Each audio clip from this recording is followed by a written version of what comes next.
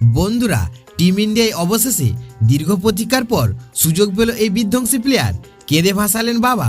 বন্ধুরা, আপনারা যদি দেখতে চান এই বিধ্বংসী প্লেয়ার কে টিম ইন্ডিয়া অভিষেক হলো, তাহলে ভিডিওটি লাস্ট অবধি দেখতে হবে, চ্যানেলটি সাবস্ক্রাইব করতে হবে, একটা লাইক দিতে হবে এবং নোটিফিকেশন বেল আইকন দাবাতে হবে। ভারত ইংল্যান্ড টেস্ট সিরিজের তৃতীয় ম্যাচ রাজকোটে শুরু হয়েছে।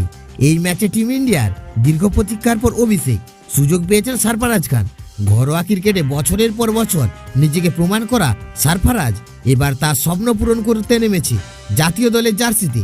সরফরাজ খানকে ঘরোয়া ক্রিকেটের ডন ব্র্যাডম্যান বলা হয়। বন্ধুরা, অনিল কুম্বলে সরফরাজ খানের হাতে টেস্ট ক্যাপ তুলে দিলেন। সেই মুহূর্তে বাবার কাছে পৌঁছে যান সরফরাজ। তার বাবা নওয়াজ কান্নায় ভেঙে পড়েন, টুপিতে চুমু খান। মুহূর্তটি ছিল তার জীবনের সেরা। বিশাখাপত্তনম টেস্টের আগে স্কোয়াডে সুযোগ পেলেও প্রথম একাদশে সুযোগ পাননি সরফরাজ খান। এখন তাদের সামনে সুযোগ নিজেকে প্রমাণ করার।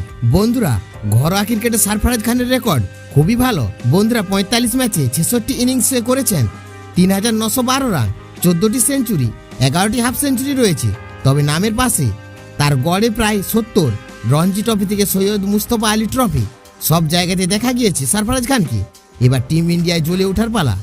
এখন দেখার বিষয় সরফরাজ খান কিভাবে তার প্রতিভা পুরো বিশ্বে নিয়ে আসেন।